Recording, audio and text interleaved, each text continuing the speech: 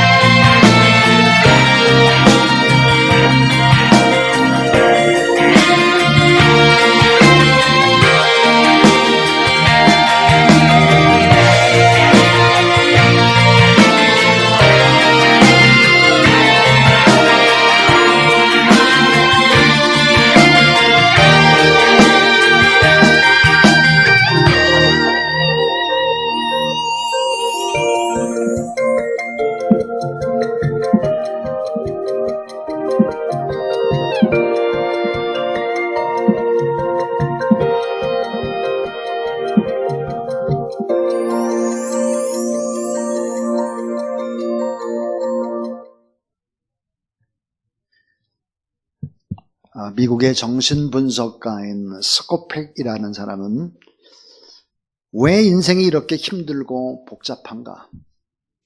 인생이 힘든 이유, 복잡한 이유는 무엇인가? 그분은 이렇게 말했습니다. 내 인생이 꼬이고 갈수록 풀리지 않는 이유, 그 이유는 자신의 인생에 대해서 정직하지 않기 때문이다 그랬습니다. 자, 인생에 대한 정직, 사람은 세 가지가 정직하지 않다 했어요. 그 하나가 뭐냐면 세상살이가 너무너무 어렵다, 참 어렵다는 것을 솔직히 인정해라 하는 것입니다. 행복은 참 쉽지 않죠. 얼마나 어렵습니까? 이 세상의 삶, 세상과 싸워 이긴 사람이 단 한 사람이 없습니다. 세상은 어려운 거죠. 세상살이가 어렵다는 것을 솔직히 인정을 해라 하는 것이고요. 또 하나, 두 번째는 내가 성실히 수고하고 노력을 하면 그만큼 나아진다는 것을 솔직히 인정해라 하는 것입니다. 내가 성실히 수고하고 노력하면 좀 나아진다. 근데 왜 불성실히 하냐 이거예요. 왜 땀 흘리고 애쓰고 노력하려고 하지 않느냐 하는 것입니다. 어려운 오늘의 현재 상황을 회피하고 도피하고 시간이 나면 되겠지 이렇게 생각하지 말라는 것입니다. 또 하나는 계속해서 내 안에 문제가 사라지지 않는다면 내 판단과 내 생각에 문제가 있다는 것을 인정해라 하는 것입니다. 다시 말하면 내 힘으로는 안 되는구나, 그런 것이 있구나, 이 자체를 인정하라 하는 것이죠. 이 세 가지에 대해서 정직하지 못하기 때문에 인생은 점점점 어려워지는 것이다, 불행해지는 것이다. 스코펙의 이야기입니다. 어느 모임에 갔다가 옆에 있는 사업가와 대화를 나누게 되었습니다. 그분에게 인생의 좌우명이 뭡니까? 인생의 좌우명을 물었습니다. 그런데 이분은 1초의 망설임도 없이 이렇게 대답을 하는 것입니다. 제 인생의 좌우명은 하나님 앞에서 까불지 말자. 인생의 좌우명, 하나님 앞에서 까불지 말자입니다. 이렇게, 이거 아멘이죠, 이게 진짜. 할 때는 안 하고. 아니, 아멘 집사님이 뒤에 있다고 맨 앞에 오니까 아멘을 못하네, 또. 자, 하나님 앞에서 까불지 말자. 그래서 제가 참 독특하네요. 어떻게 그런 좌우명을 생각해냈습니까? 그러면서 이 같은 인생의 좌우명을 가지게 된 계기가 있습니까? 그 계기가 뭡니까? 라고 물었습니다. 그랬더니 똑똑한 척하고 뭔가 좀 가진 척하다가 고생 엄청나게 했습니다. 하나님 무서운 줄을 모른 거죠. 그래서 하나님 앞에 까불지 말자가 제 인생의 좌우명이 됐습니다. 이렇게. 저도 이렇게 대답했습니다. 사장님처럼 똑같이 하나님 앞에서 까불지 말자고 하는 인생의 좌우명을 가진 사람이 성경에도 나옵니다. 그랬더니 이분이 누구예요? 솔로몬입니다. 전도서 7장 29절에 하나님 앞에서 정직하지 못하고 잔꾀를 부려서 잘못된다는 거예요. 하나님 앞에 잔꾀를 부리지 말자. 하나님 앞에 인정할 것은 인정하고 그렇게 가자. 자, 신명기 28장 12절부터 13절을 보면 내가 내 하나님 여호와의 말씀을 삼가 듣고 내 명령을 지켜 행하면 이 모든 복이 내게 임하실 것이다. 그래서 하나님 앞에서 복을 받는 방법이 뭐겠나. 그러면서 이렇게 얘기를 합니다. 여호와께서 너를 위하여 하늘의 아름다운 보고를 열으사 내 땅에 때를 따라 비를 내리시고 내 손으로 하는 모든 일에 복을 주시니 내가 많은 민족에 꾸어질지라도 너는 꾸지 아니할 것이요 여호와께서 너로 머리가 되고 꼬리가 되지 않게 하시며 위에만 있고 아래에 있지 않게 하시리니 오직 너는 내가 오늘날 내게 명하는 내 하나님 여호와의 명령을 듣고 지켜 행하며 그랬습니다. 자, 신명기 28장 12절부터 13절에서 너라는 단어, 2인칭 너, 내가 너에게 말한다. 너라는 단어가 9번이 나옵니다. 9번. 이건 뭘까요? 하나님이 우리가 정말 형통하게 살기를 우리보다도 하나님이 더 원한다는 사실을 믿으시기 바랍니다. 하나님이 우리가 더 행복하게 살고 더 누리고 베풀고 나누고 그러면서 행복이 점점점 배가 되는 축복의 근원이요 통로로 살아가기를 나 자신보다는 하나님이 원한다. 이 사실을 믿으시기 바랍니다. 전능하신 하나님이 이렇게 원하는 걸, 근데 하나님 앞에 까부는 걸 내가 하려고. 솔로몬이 그러다 다 망했죠. 하나님 앞에서 까불다가. 오늘 저는 일부 예배 때 왜 우리가 형통해야 되느냐, 왜 형통해야 되는 이유에 대한 얘기를 일부 예배에 했습니다. 2부 예배 때는 그럼 누가 형통할 수 있느냐, 누가에 관한 얘기를 했습니다. 자, 오늘은 이제 3부 예배 때는 그럼 어떻게 하면 형통할 수 있겠나, 그 형통의 방법에 관한 이야기를 하려고 합니다. 어떻게 형통할 수 있을까? 어떻게? 여러분 주보에 보면 어떻게 형통할 수 있는지 10가지의 원리를 쭉 다 제시를 했습니다. 그걸 좀 참고하시면서, 근데 여러분 1번부터 5번까지는 이 원리가 핵심의 원리, 근본의 원리입니다. 이 5가지가. 6번부터 10번까지는 부수적인 거예요. 그러니까 1번부터 5번까지가 너무너무 중요한 바로 형통의 핵심 원리다 하는 거예요. 그 형통의 핵심 원리, 첫 번째가 뭘까? 하나님을 경외하는 형통의 원리 그랬습니다. 하나님을 경외하라. 자, 우리는 기독교 교육에서 여러 번 제가 이런 얘기를 했습니다. 여경지근의 원리다. 여경지근의 원리. 여호와를 경외하는 것이 지식의 근본이다. 여호와를 경외하는 것이 지혜의 근본이다.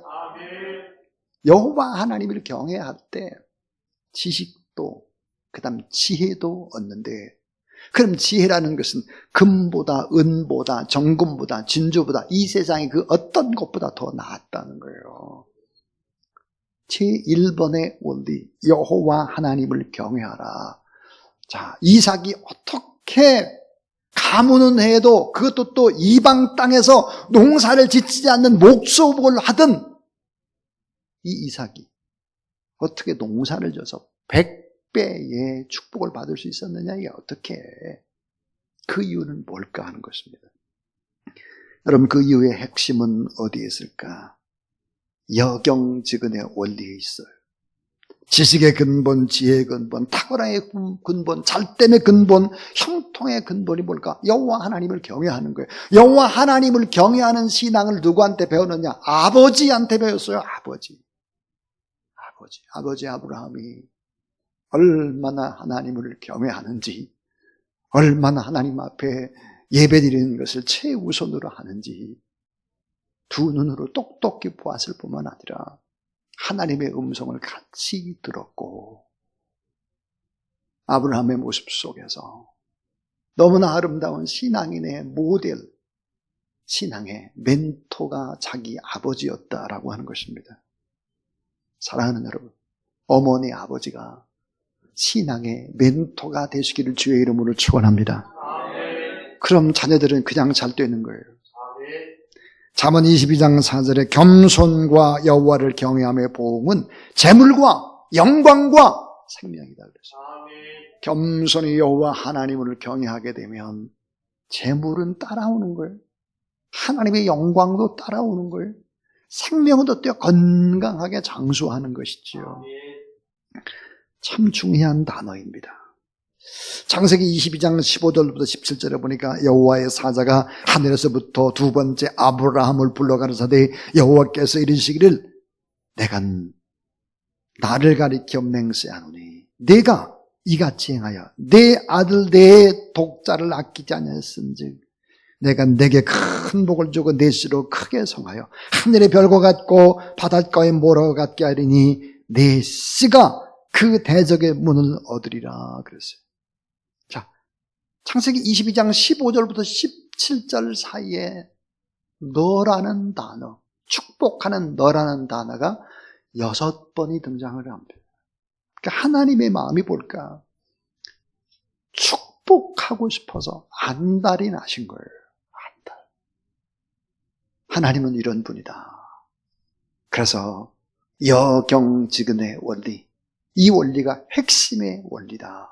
두 번째입니다. 하나님께 대가를 지불하는 예배의 원리다. 예배가 얼마나 중요할까요? 신앙생활에 활짝 핀 꽃과 같은 거예요. 여러분, 예배라고 하는 것이 신앙생활의 꽃과 같습니다. 꽃이 펴야 열매가 맺혀지지요.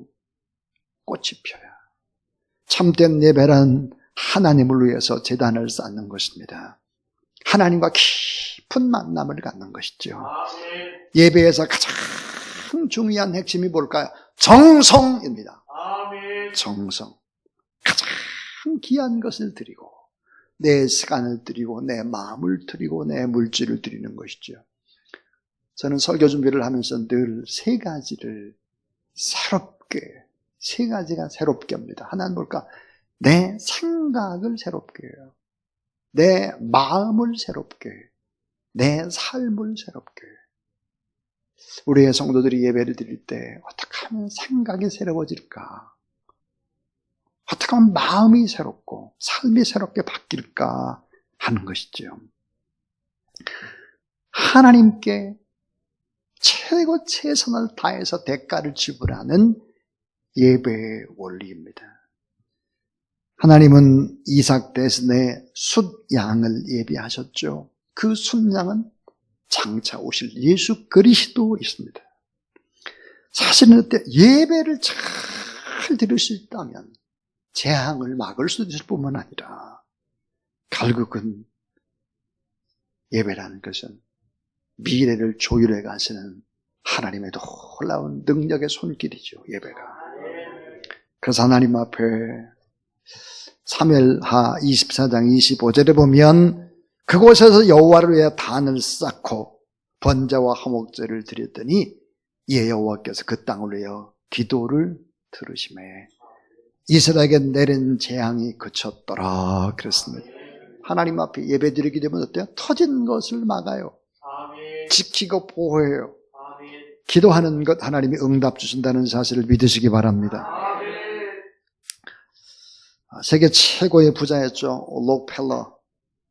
엄청난 돈을 벌 때도 변함없이 정직한 11조를 드렸습니다. 그래서 정직한 11조를 드리기 위해서 스탠퍼드 회사 및 여러 회사의 11조를 계산하기 위해서 별도로 11조 전담 부서를 두었죠. 직원만 40명이었습니다. 회사에서 11조 같은 걸 적절히 정확하게 해서 모으기 위해서 11조 전담 부서를 두고 40명의 직원들이 그 11조의 업무를 보았다고 하죠. 그 록펠러의 어머니께서 첫 번째 신앙의 유산이 뭘까? 하나님 앞에 드리는 11조다 그랬고, 두 번째는 교회 앞에 나가면 가능한 좀 맨 앞에서 예배를 드려라. 예배. 세 번째는 교회에서 하는 일은 순종을 하고 목회자를 잘 섬겨라. 이런 원칙들을 가졌다고 합니다. 자, 결국은 하나님께 내 정성을 다하는 대가를 지불하는 예배의 원리가 두 번째 원리입니다. 이 세 번째 원리는 뭘까? 따라하세요. 말대로 이루어지는 언어의 원리. 자, 여러분, 나쁜 말, 거친 말, 부정적인 말, 막말, 거짓말, 이런 말을 하는 사람은 어떻게 될까요? 이런 말을 하는 사람은 떨어져요. 떨어지고 인정받지 못하고 잘 안 돼요. 실패합니다. 망해요. 전 지금까지 거친 말, 나쁜 말을 많이 하는 사람들이 생명력이 길지 못하다는 것을 눈으로 똑똑히 봅니다. 제가 이런 말을 하면 여러분 잘 알 거예요. 미국 대통령만 봐더라도 그렇죠. 나쁜 말, 거친 말 막 이런 막 하면 그거 다 돌아와요. 나한테 돌아오는 거죠. 말대로 이루어진다고요. 이 말씀은 미래를 창조하는 재료와 같아요. 말씀은 미래를 창조하는 씨앗과 같습니다. 이사야 55장 11절에 이런 말씀이 있어요. 내 입에서 나가는 말도 헛되이 내게로 돌아오지 아니하고 나의 뜻을 이루며 나의 명하여 보낸 일에 형통하리라. 하나님은 아브라함에게 언어의 법칙을 사용했습니다. 언어의 법칙. 사레를 사라로 바꿔주죠. 그래서 사라라고 하지 말고 사라라 해라. 열국의 의미. 아브람을 아브라함으로 열국의 아비라고 부르라는 거예요. 말부터 바꾸라는 거예요. 지금은 자녀가 하나도 없는데 열국의 아비, 열국의 어미로 그렇게 부르라 이거. 말을 그렇게 하라요. 그러나 그렇게 말을 했을 때 사라의 경수가 끊어졌을 때 결국은 나중에 열국의 아비, 열국의 어미가 되는 기적을 만들어내는 것이죠. 따라하세요. 당신의 말이 기적을 만듭니다. 당신의 말이 행복을 만듭니다. 그렇습니다. 당신의 말이 형통을 만든다. 그래서 이게 언어의 원리예요. 언어. 성경에 언어만큼 중요한 것이 없죠. 또 하나 네 번째 원리입니다. 네 번째 원리가 뭘까? 그것은 바로 강청하는 기도의 원리입니다. 강청하는 기도. 하나님은 우리가 원하는 것을 주세요. 하나님 저 이걸 원해요. 이렇게 살고 싶어요. 이게 제 꿈이에요. 이렇게 하면 전 참 좋겠어요. 막 원해야 돼요. 내가 원하는 것을 주시지. 내가 원하지 않으면 하나님이 주시지 않는다는 거예요. 기도로 집중하게 되면 놀라운 에너지가 생기는 것이죠. 그 에너지가 개인과 우주와 나라와 민족을 움직일 수 있다는 사실을 믿으시기 바랍니다. 그렇습니다. 강청하는 기도가 있어야 돼요. 기도 제목이 있어야 돼요. 하나님 앞에 이것 좀 꼭 좀 응답 주세요라고 기도하고 또 기도해야 그것을 주시는 거예요. 왜 이런 과정을 거칠까요? 그런 과정 속에서 기도하는 우리 자신이 먼저 바뀌도록 하는 거예요. 기도의 응답과 함께 우리의 내면 세계가 마음과 우리의 생각과 그 뜻을 바꾸는 거죠. 강청하는 기도의 원리입니다. 기도하면 얼마든지 인생은 역전될 수 있다는 것을 많은 사람들이 보여주지만 특별히 노예였던 요셉이 국무총리로 변하죠. 포로로 끌려갔던 다니엘이 그 나라의 제2인자가 됩니다. 인생은 언제든지 역전될 수 있다. 강청하는 기도가 있다면 말이에요. 다니엘 6장 28절 이 다니엘이 다리오 왕의 시대와 바사 사람 고레스 왕의 시대에 형통하였더라. 여러분 이게 말이 되는 소리가 아니에요. 한번 생각해 보세요. 이명박 대통령 때도 국무총리를 하고 박근혜 대통령 때도 국무총리를 하고 문재인 대통령 때도 국무총리를 하고 이게 가능한 일이에요? 다니엘은 그랬단 말이에요. 얼마나 탁월하고 얼마나 하나님 앞에 형통한 사람이면 정권이 바뀌어도 그 자리는 바뀌지 않았다는 것이죠. 하나님 앞에 기도로 인생의 승부수를 띄우는 여러분 되기를 바랍니다. 자, 다섯 번째는 씨앗을 심는 파종의 원리입니다. 씨앗을 심는 파종의 원리. 어려울 때일수록 종자를 먹어치우지 말고 심어야 되고요. 실패했다고 할지라도 심어야 되고 하나님 앞에서 작은 자, 고통하는 자를 위해서 심어야 되는 거예요. 이거 심지 않으면 안 돼요.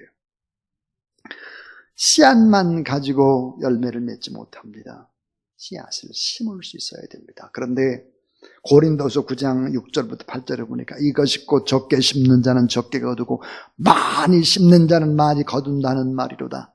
각각 그 마음에 정한 대로 할 것이요 인색함으로나 억지로 하지 말지니 하나님은 즐겨낸 자를 사랑하시니라. 그러면 이렇게 말했어요. 하나님이 능히 모든 은혜를 너에게 넘치게 하시나니 이는 너희를 모든 일에 항상 모든 것이 넉넉하여 모든 착한 일을 넘치게 하려 하심이라. 씨앗을 심는 파종의 원리죠. 기도도 마찬가지고 물질로 참여하는 것도 마찬가지다. 그래서 1번부터 5번까지 이 원리가 뭐예요? 핵심의 원리예요. 1번부터 5번까지 핵심이에요. 이것은 꼭 해야 되는 원리죠. 그러나 이 1번부터 5번까지 핵심의 원리, 이 원리 가운데 하나만 잘해도